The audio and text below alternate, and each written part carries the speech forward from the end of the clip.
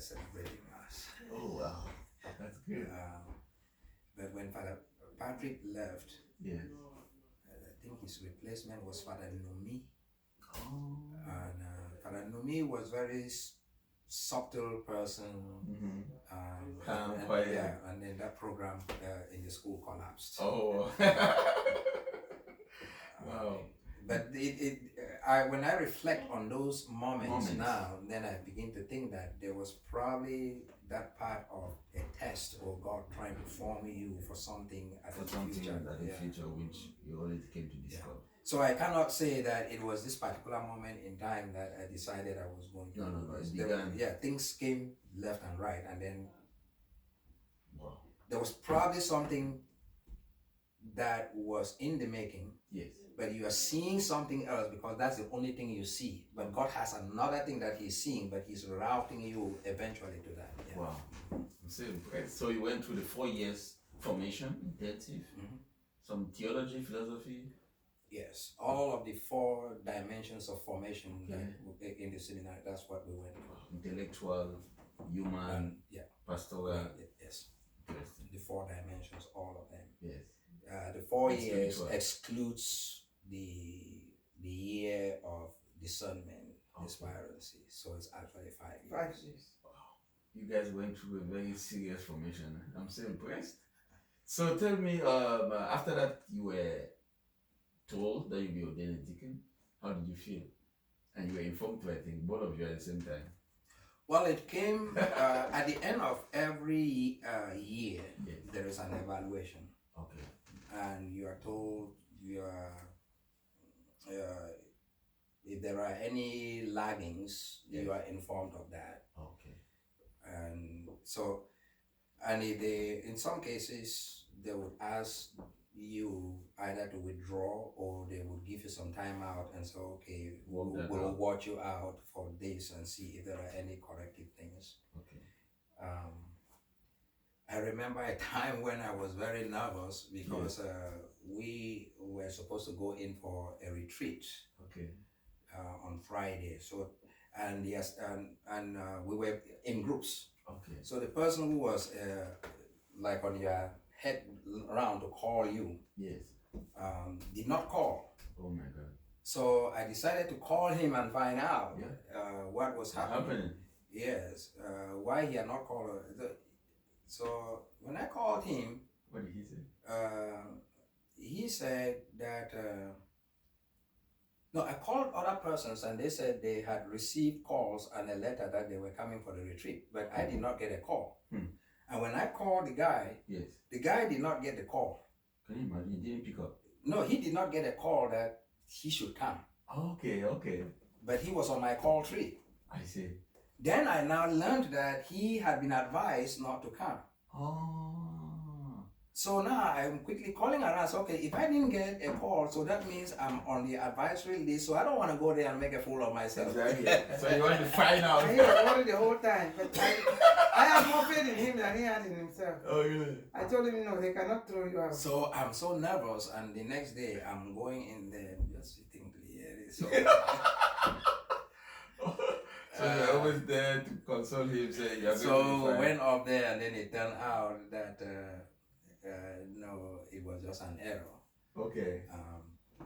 But that was a very nervous moment for you. Yes. Oh my God. Then year 4. Okay. That's 2006. 2004. Oh, 4, sorry. Okay. That's the year of decision now. Wow. Well, I had been in the acolyte and reader, those installations had taken place. Okay. So that full path was behind. Wow. Interesting. So there was the retreat where the final decision is going to be made. So we went into that retreat. Okay. And there was this evaluation form that was brought in, which kind of like taking you back all of your years and through the whole path of those 4 dimensions. And the general impression of everybody there was that if they had seen that form, yes, it means or somewhere in the middle there, nobody, they would have been gone. Okay. Why? Because it was so intense, it was so provoking, that you're wondering whether this is really something you really want to get into. In some points, you're thinking that you are inadequate to go in there. Yes. On the other side, it's like there's these eggshells that you are going to be walking over without breaking them. Okay. And then Interesting. the final point was where you sent to your room to make a decision and write a letter to the cardinal requesting to be ordained. Okay. So that morning we were at mass, and then they were given instructions, and you go to your room. Yes. In your room is a blank sheet of paper and a pen and a kneeler and a cross. Wow. The cross is on the wall. Yes. And the kneeler is here In front of the cross. in front of the chair. And then you have a desk. You have a desk. Yes. And then a pen and a paper. Those are the only things in there. And you could hear a pin drop, and it's okay. You have 2 hours to sit in there and write that and write the letter. 3 o'clock, we are coming back for mass. Yes. And you come with your letter during offertory. You come and place your letter on the altar. Wow. You have 2 hours. That's the most difficult letter I have ever written in my life. Why was it difficult? How do you begin it? When you have just gone through that, Okay. Yes. that evaluation Yeah. form. That very challenging. What you have to do. And we were asking questions. So how do we address it? They said, no, it is your words. Nobody said you made the decision to come here. You write a letter requesting to be ordained. Exactly. That's all we can tell you. So it took you 2 hours. We were given 2 hours. Okay. It was 1 o'clock in the afternoon. Yes. And they said come back at 3. Were you together? Always together. Okay. I'm very happy to hear that. So both of you got the letter. No, you write your own, and then she Yeah, has to write her own letter. But I want him to. Yes. Okay. So how did the letter writing go? No, in the end I wrote. Okay, you told me I this. just said, I wrote, I can't even remember the word, but it was something to the tone of, I am requesting Okay, to very be direct. ordained as a permanent deacon for the Archdiocese of Chicago. And I signed my name. That was all I wrote. And you handed it on the in offertory. Then offertory. Yes, at that mass. And then after what happened? You were told that it was accepted the request. No, you're not given the response right away. Right away. Oh, Because you're writing to the cardinal. okay, so it will take time. So Yes. So, Cardinal George, right? Was Cardinal the George. then.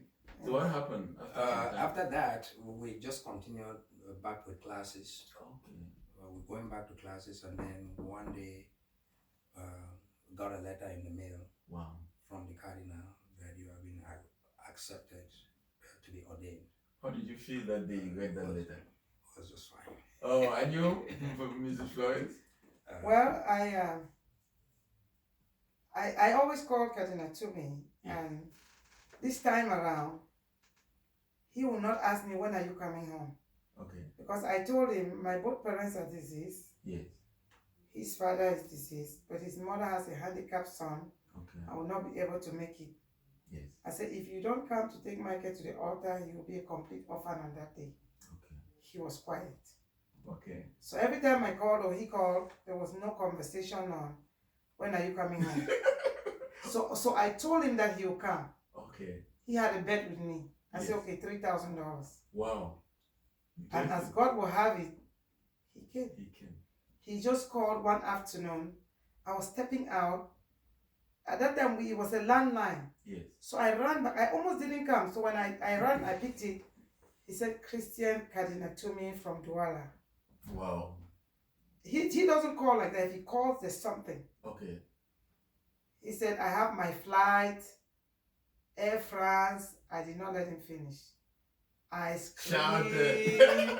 He just sat quiet. Okay. When I stopped screaming, he continued. I screamed out of excitement. He stopped. He said, Florence, are you finished shouting? I said, yes, Your Eminence. He said, so I'll be in Chicago O'Hare Airport on so and so date, and so time. Okay. I just could not help Wow. but to call him at work. He closed work half day. Yes. He was so excited. How was your reaction, Dr. It was. Reverend Dr. Niba? No, Within that time frame, Okay. I lost my hair. So, dear viewers, you can see here Dr. Niba and Mrs. Florence have had a very wonderful relationship with the Cardinal. You can see the Cardinal here. Such a lovely picture. So he came for the diaconate He ordination? came for the just for the ordination. ordination Can you because imagine? the day he arrived O'Hare and Yes. went in and they finished the mass, then he came for my first mass that same afternoon. Yes. It was a Sunday 16th of May. Wow. The ordination was at 1 o'clock at Holy Name Cathedral. Okay. And then we left there and came up to St. Henry, which was my parish, Okay. and he presided over my first Thanksgiving mass, Wow. which was at 6 o'clock that evening. And you stood by him. Yes, and then with a reception at the hall. Okay. And then Monday afternoon, he went back to Douala. Wow. Very brief and straight. He said, I came here just for the ordination, I'm going back. So how was the diaconate? Many people, your friends came in from your family members. A lot of people came. Yeah. Okay, The but Commissioner of Health in Chicago was at the the, diaconate. yes, he was at the mass in Holy Name. Okay. My brother came all the way from New York.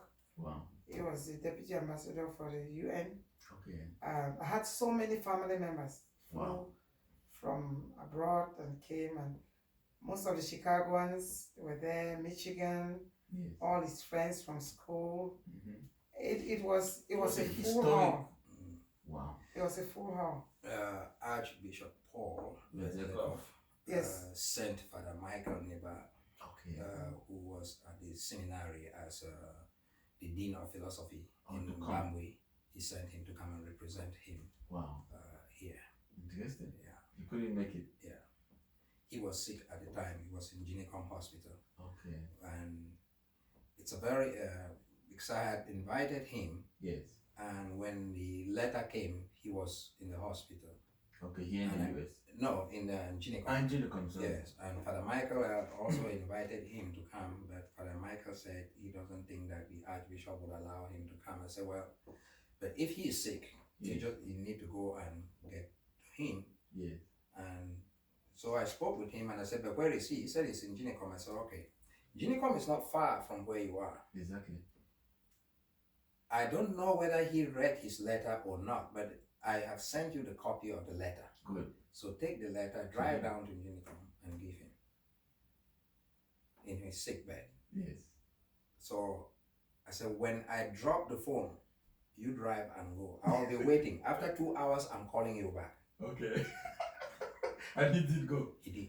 Okay. And when I called him, he said, I think you and the Archbishop have something to do with. Of course. So he went and then he told me, and then the Archbishop said, no, Father, go and see him ordained as Reverend. Oh my God. What a And, privilege. It was 4 or 5 days Mhm. to ordination.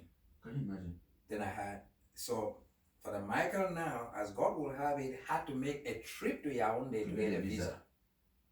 In the meantime, I'm looking for a ticket. He's coming out of Yaoundé from the embassy to get the visa, Yes. and he said the visa is here. We got the same ticket that same day. Oh my The God. ticket was electronic. Okay. So he picked the ticket. Yes.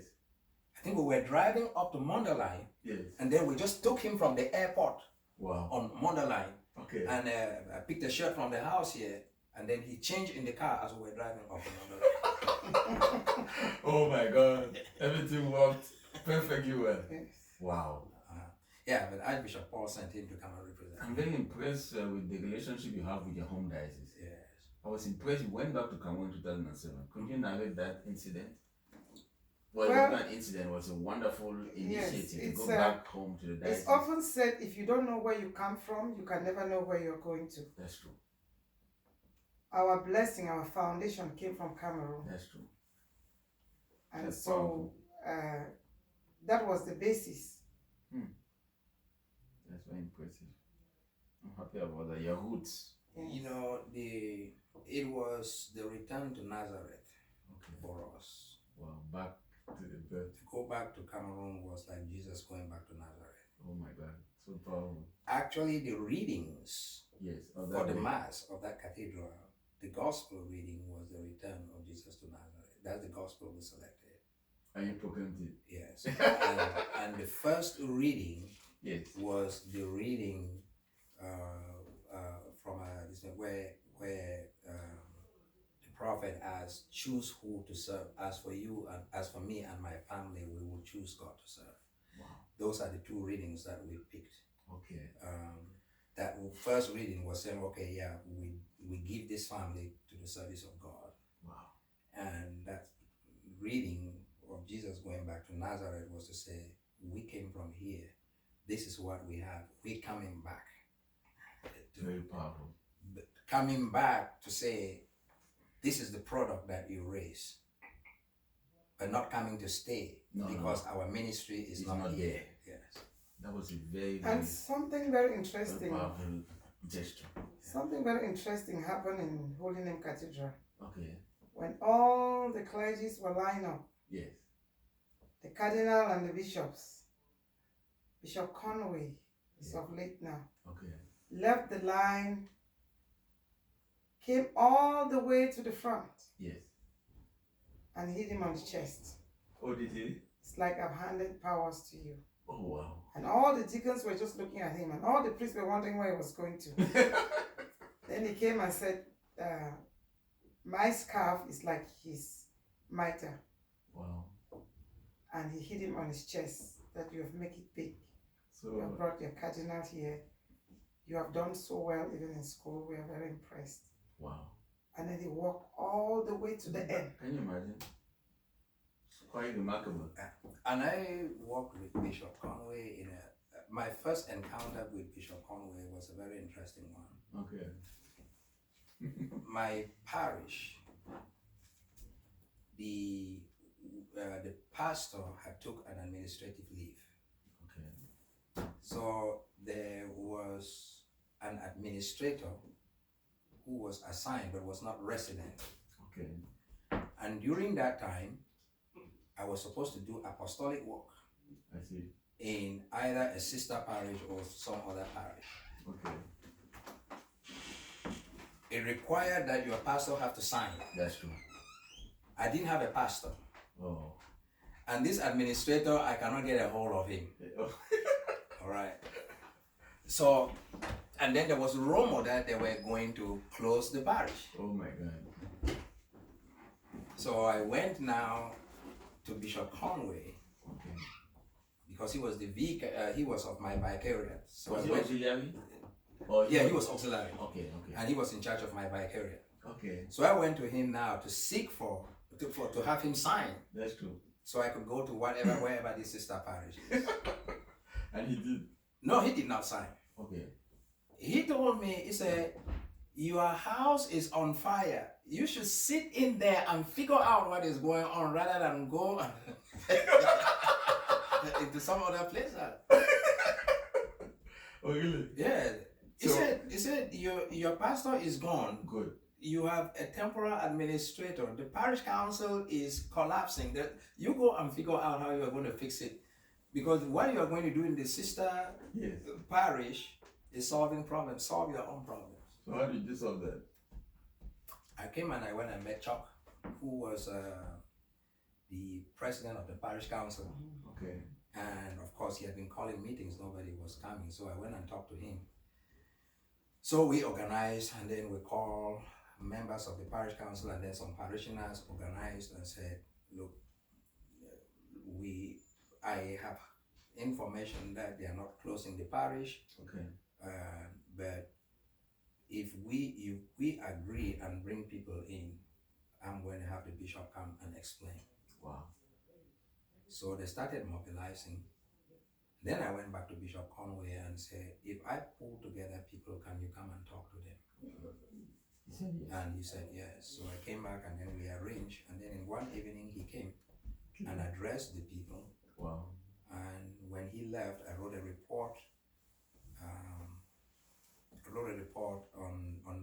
meeting and the decisions that were taken, and then we reconstituted the parish council. Wow. And that's how we got going. And you got a pastor. Yeah. And he signed it. No, so I did. So my internship was reorganizing the parish. His parish that was collapsing. Okay, Yeah. I see. So he didn't go to the sister No, I didn't go to parish. the sister parish. What a wonderful job he Yeah. did. I'm the only one in my class that did not do an internship out of their parish. Okay. I stayed in Wow. my own parish. Quite remarkable. Quite remarkable. So I'm so impressed that the diaconate was such a remarkable event. Yeah. The presence of 2 cardinals. Yeah. I'm sure Cardinal George was so happy. He was. Can you imagine a cardinal from Cameroon? Because he was a friend to Cardinal to me. Okay. Because he was in charge of the oblates. So he used to go to northern Cameroon Oh, really? and we spend time with him. So every time we were in the seminary, he would come sit with us and talk. He would talk for a while. It was like, what's the cardinal talking with this black face? Nobody really understood. Understood. Yes. And Cardinal George at the time when he was going there was a priest. Oh. He was a priest and the superior for the Oblates of Mary. Can you imagine? They had a house in Yes, today in Yagua. Yeah, in Yagua. Wow. And Cardinal Toomey Was the bishop of it? Yagua at that time. Yeah. Wow, that's quite impressive. Quite impressive. Okay. So diaconal ordination, then the idea came to go back to your roots, as Mrs Florence was explaining. So you to travel to Cameroon. Who was the Archbishop then in Bamenda? Archbishop Cornelius. Cornelius S.Y. How was the reception? Was very good. That was wonderful. Yes, I actually read an article in the F4 where he was interviewed because people were asking him, "We've never seen this before. A permanent deacon with his wife and children. Would this ever happen in Bamenda?" Did you read those comments from people? Mm-hmm. Well, how can you comment that? Do you think that would ever happen in our English-speaking Cameroon, in the Bamenda Ecclesiastical Province? Of course. It's just a matter of time. It's a matter of time, and The church is evolving. the church evolves and things also change. Okay. And it's also a matter of what you call a conversion. Okay. At the time when I came, Yes. before I came, I had written an open letter to the bishops Oh, of really? the province Okay. on the issue of the permanent diaconate. Okay. And when we came home and met Bishop Akwa, Okay. I tried to follow back on that. What did you say? Bishop Akwa's position was that there is a lot of work that is being done by the catechists out there Okay. that does not raise the necessity of having a permanent diaconate. Okay. Cardinal George will argue that Yes. and say it is not a question of replacing or Exactly. filling a spot. That's Cardinal true. George will say it is an office Good. and that there are 3 clerical offices in the church. That's true. If one is absent, then The others suffer. yes. And as a matter of fact, when Cardinal George was alive, Yes. if he is coming to your parish to say mass and there is no deacon, he tells you, if you don't have a deacon, you go borrow one. Oh, really? Because I'm not celebrating a mass where there is no deacon. Wow. And he says the deacon is so valuable to me Extremely. because if I have 2 phone calls coming and I have only one to pick, one from the deacon, one from the priest, I'm picking the one from the deacon. And the priest never used to like that. Now, when I was in Birmingham, so the Archbishop Eswa, Yes. they had a slightly different approach. Because his was that it's something that needs to be studied carefully Okay. and reflected on because there are so many dynamics. Okay. He never went into the dynamics, Okay. but over time, I think I knew what the dynamics were. All right. And what were they? In the United States, Okay. I have a secular job. She has a secular job. Yeah. I belong to a parish. Okay. All right. Yes. If today, my formation is partly sponsored by the Archdiocese and my parish. Okay. So I belong here. I can only be moved within the Archdiocese. Okay. All right. Yes. In the Cameroon situation, if you are a teacher and you are interested in being a permanent deacon and you went into formation That's true. and your parish sponsors you, That's true. and a government teacher for that matter, tomorrow if you are transferred from Bamenda to Kuseri, yes. So how do you manage that too? You see, so I think that's what Archbishop was Cornelius was thinking of. Okay. That I started thinking about this. Okay. All right. So those type of transfers that come, how do you handle that? Oh, that's true for someone who is working, right? Yes. Oh, that's true. Because they are not. You still have a secular job. That's true. That is outside of that. All right. Wow. And then there is also the part of formation. Okay. Who pays for that formation? That's true. Back home, and most of our people collections will not be able to afford to do that. Parishes are barely supporting the seminary. And the priest. Yes. But I think it's now when we went to Birmingham for the ordination of Gasham. Birmingham in the UK. In the UK. Oh, wow. That's the second Cameroonian who was ordained. Gamsha. Ordained permanent deacon. Yes. Oh wow. He's from Kumbo Diocese. Wow. So the Archbishop second English Cornelius was there. Okay. So we went there for that ordination. That question came up on the floor. Okay. And this is where I think I said it's a matter of conversion with time. I see. His response was completely different from what he had in Bamenda the previous years. You see. He said, I have never received an application from anyone requesting to be a permanent diaconate. So it changed. Until I received an application and I evaluate it on its merit, then can I answer the question that you are asking? So dear viewers, those of you interested in the permanent diaconate, if you are married somewhere there in the United or in the classical province of Bamenda, you can approach the Archdiocese and send in the application. You might be the first in Cameroon, in the English, in the classical province of Bamenda to be permanent deacon. It's extremely important in the church. It's not a matter of we have no space for them. No. It is important because it's a great mission, family mission, the children, and we need that. Yeah, but I you know you can also be a permanent deacon, not married. Exactly. It's also you can be. Yeah. But you have to decide that before ordination. Before Exactly. ordination, and once you are ordained, then you cannot get married. So that has to be clear. But I still think that people who are interested, especially in the Cameroon situation, it is something that the Cameroon church has to reflect on. Seriously. Yes, because I think there are a lot of dynamics that are completely different from what you have in the Western world. That's true. Those have to be taken into consideration.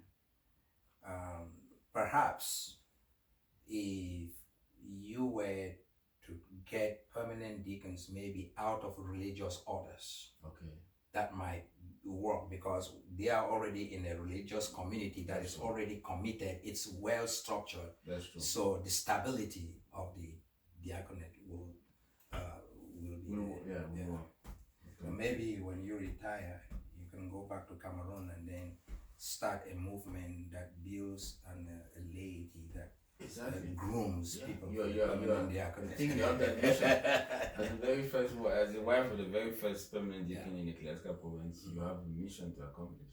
So I think we now have religious, we have lay nilhils, lay apostolates in these religious orders like the Claretians. I think if you start exploring those opportunities in those sectors, you are more likely to get success, and for the church authorities to begin to see through that lens. But to go down directly flat from, there's a lot of dynamics in there. I see. And I also think that there are a lot of retirees in Cameroon. Who can go, who are well read and who are really in the church as lay faithful, but they do quite some work. Those are the kind of candidates to be considered. Because they have no issues of especially those of them who have lived stable lives